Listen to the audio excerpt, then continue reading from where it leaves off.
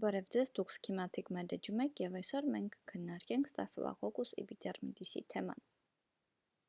Այն գրամդրական է,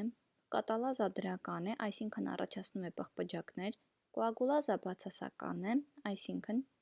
պլազմային ավելացնելուց պլազման մնում է հեղուկ վիճակում, ուրեազա դրական է, այսինքն ունենում ենք վարդագույն երանգավորում, կառուցվածքով կոկ է և դասավորվում է կույտերի տեսքով։ Ի տարբերություն Staphylococcus saprophyticus-ի նովոբիոթինի նկատմամբ զգայուն է։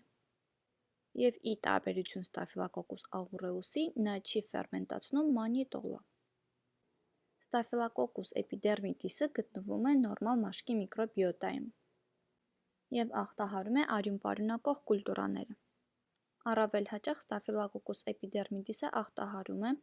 արհեստական պրոթեզների սարքավորումները, օրինակ կոնքի իմպլանտները և սրտի արհեստական փականները, ինչպես նաև կպչուն բիոֆիլմեր ստեղծելու միջոցով նաև կարող է ախտահարել ներերակային կաթետրները։